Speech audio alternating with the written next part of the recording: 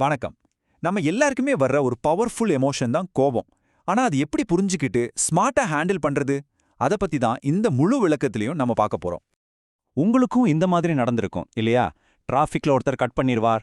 இல்லைன்னா ஒரு எரிச்சலான மெயில் வரும். அவ்வளவுதான். உடம்பெல்லாம் ஒரு மாதிரி ஆயிடும். எதுக்கு? ஒரு சின்ன விஷயத்துக்கு நம்ம உடம்பு இப்படி ரியாக்ட் பண்ணுது. வாங்க, இதுக்குள்ள என்ன இருக்குன்னு ஆழமா பார்க்கலாம். சரி, ஒரு சிம்பிளான உதாரணம் எடுத்துக்கலாம். உங்க உடம்ப ஒரு கார் என்ஜின் மாதிரி நினைச்சுக்கோங்க.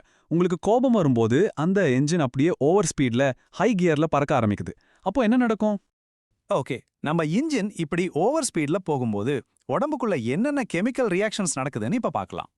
பாருங்க, கோபம் வரும்போது கார்ட்டிசால், அட்ரினலின் மாதிரி ஸ்ட்ரெஸ் ஹார்மோன்ஸ் நம்ம உடம்புல வெள்ளம் மாதிரி பாயுது. இதனால ஹார்ட் பீட் அதிகமாகுது, பிளட் பிரஷர் எகிரிடுது. இது எப்பாவது ஒரு முறை நடந்தா பிரச்சனை இல்ல. ஆனா இதுவே அடிக்கடி நடந்தா ஹார்ட் ப்ராப்ளம்ஸ்ல இருந்து டைஜஷன் ப்ராப்ளம்ஸ் வரைக்கும் பெரிய பிரச்சனைகளுக்கு வழிவகுக்கும்.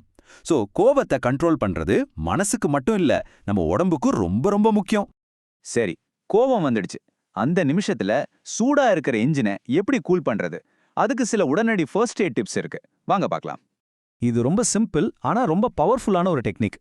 4 செகண்ட் மூச்சை உள்ளே இழுத்து 4 செகண்ட் ஹோல்டு பண்ணி 6 செகண்ட் வெளியே விடுங்க. இங்க ஒரு சூப்பரான விஷயம் என்னன்னா, நீங்க மூச்சை வெளியே விடும் நேரத்தை அதிகமாக்கும்போது உங்க மூளைக்கு எல்லாம் ஓகே, எந்த ஆபத்தும் இல்லைன்னு ஒரு சிக்னல் போகுது. இது உடனே உங்க நர்வஸ் சிஸ்டத்தை ரிலாக்ஸ் பண்ணிடும். சில சமயங்கள்ல பெஸ்ட் சொல்யூஷன் என்னன்னா அந்த இடத்த விட்டு நகர்றதுதான். ஒரு விவாதம் ரொம்ப சூடா போகுதா, சட்டுன்னு ஒரு நிமிஷம் சொல்லிட்டு அந்த இடத்த விட்டு வெளியே வந்து ஒரு சின்ன வாக் போங்க. திரும்பி வரும்போது அந்த பிரச்சனைய ஒரு புது கண்ணோட்டத்துல பார்க்குற பக்குவம் உங்களுக்கு வந்திருக்கும். இது கேட்க கொஞ்சம் வித்தியாசமா இருக்கலாம், ஆனா இது சயின்டிஃபிக்கா வேலை செய்யற ஒரு விஷயம். உங்க முகத்துல குளிர்ந்த தண்ணி படும்போது அது உங்க நரம்பு மண்டலத்தை உடனே அமைதிப்படுத்துற ஒரு ரெஃப்ளெக்ஸை தூண்டுது. அடுத்த முறை கோபம் வரும்போது ஒரு ஐஸ் கியூபை கையில பிடிச்சு பாருங்க, வித்தியாசம் தெரியும். ஓகே, உடனடி தீர்வுகள் ஒரு பக்கம் இருக்கட்டும். ஆனா நம்ம இன்ஜின் அடிக்கடி சூடாகாம இருக்கணும்னா என்ன பண்ணணும்? அதுக்கு சில லாங் டேர்ம் மெயின்டெனன்ஸ் டிப்ஸ் இருக்கு. வாங்க அதை பார்க்கலாம்.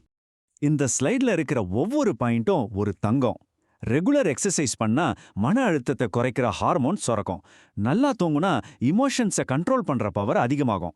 உங்க கோபத்தை ஒரு டைரியில் எழுதுறது அதை உங்க மனசுல இருந்து வெளியே கொண்டு வந்து தெளிவா யோசிக்க உதவும். இங்க ரொம்ப முக்கியமான ஒரு விஷயத்தை நீங்க புரிஞ்சுக்கணும். கோபம் என்பது ஒரு சம்பவத்தால வர்றதில்ல. அந்த சம்பவத்தை நாம எப்படி பார்க்கறோங்கிறத பொறுத்து தான் வருது. இங்க பாருங்க, அவன் வேணும்னே பண்ணிட்டான்னு நினைக்கிறத விட ஒருவேளை அவர் அவசரத்துல இருந்திருப்பாருன்னு நினைச்சா உங்க கோபம் தானா குறைஞ்சிடும். உங்க எண்ணங்களை மாத்துங்க, உங்க உணர்வுகள் மாறும். நம்ம இன்ஜினை ஸ்மூத்தா ஓட வைக்க வெளியிலிருந்து மட்டும் இல்லைங்க, உள்ள நாம என்ன எரிபொருள் ஊத்துறோங்கிறது ரொம்ப முக்கியம். ஆமாம், நம்ம மூடுக்கும் நம்ம சாப்பிட்ற சாப்பாட்டுக்கும் ஒரு பெரிய கனெக்ஷன் இருக்கு. சில நியூட்ரியன்ஸ் எப்படி நம்மளை அமைதியா வச்சுக்க உதவுதுன்னு பார்க்கலாம். மெக்னீசியம். இதுக்கு அமைதி கனிமம்னு ஒரு செல்லப்பேரே இருக்கு. ஏன்னா இது நம்ம நர்வஸ் சிஸ்டத்தை ரிலாக்ஸ் பண்றதுல ஒரு முக்கிய பங்கு வகிக்குது. நிறைய பேருக்கு இந்த மினரல் குறைபாடு இருக்கு. அது கூட அவங்களோட தொடர்ச்சியான எரிச்சலுக்கு ஒரு காரணமா இருக்கலாம். உதாரணத்துக்கு பிரியாவோட கதையை பாருங்க. அவங்களுக்கு எப்பவுமே ஒரு மாதிரி எரிச்சலாவே இருந்திருக்கு. அப்புறம்தான் தெரிஞ்சது அதுக்கு காரணம் மெக்னீசியம் குறைபாடுன்னு. அவங்க உணவுல பாதாம், கீரை மாதிரி விஷயங்களை சேர்த்த 2 மாசத்துல அவங்க மூடுல ஒரு பெரிய பாசிட்டிவ் மாற்றம் வந்திருக்கு. இதுதான் உணவோட பவர். மக்னீசியம் மட்டும் ஹீரோ கிடையாது. இந்த ஸ்லைட்ல நீங்க பார்க்குற பி வைட்டமின்ஸ், ஒமேகா 3, இரும்பு சத்து, அப்புறம் வைட்டமின் டி, இது எல்லாமே உங்க மூடை ஸ்டேபிளா வச்சுக்க ரொம்ப அவசியமானவ. உங்க டயட்ல இதெல்லாம் சரியா இருக்கான்னு ஒரு செக் பண்ணிக்கோங்க. டென்ஷனாவோ கோபமாவோ இருக்கும்போது நம்ம பொதுவா ஆரோக்கியம் இல்லாத உணவுகளை தான் தேடுவோம். ஆனா அதுக்கு பதிலா இந்த டேபிள்ல இருக்கிற மாதிரி சில நல்ல ஆப்ஷன்ஸ் இருக்கு. உதாரணத்துக்கு சிப்ஸ் சாப்பிடணும்னு தோணுதா, அதுக்கு பதிலா ஒரு கைப்பிடி பாதாம் சாப்பிட்டு பாருங்க. அது உங்க நர்வஸ் சிஸ்டத்தை அமைதிப்படுத்த உதவும். சரி, இவ்ளோ விஷயங்களையும் பார்த்துட்டோம். இப்ப இதை எல்லாம் எப்படி நம்ம டெய்லி லைஃப்ல அப்ளை பண்றது? அதுக்கான ஒரு சிம்பிள் ஆக்ஷன் பிளானை பார்க்கலாம். எல்லாத்தையும் ஒரே நாள்ல மாத்தணும்னு அவசியமே இல்ல. சின்ன சின்ன ஸ்டெப்ஸா ஆரம்பிக்கலாம். இன்னைக்கு அந்த மூச்சு பயிற்சியை ஒரு முறை முயற்சி பண்ணி பாருங்க. இந்த வாரம் உங்க சாப்பாட்டுல கீரையை சேர்த்துக்கோங்க. இந்த மாதிரி சின்ன சின்ன தொடர்ச்சியான முயற்சிகள் தான் கடைசியில பெரிய மாற்றத்தை கொண்டு வரும்.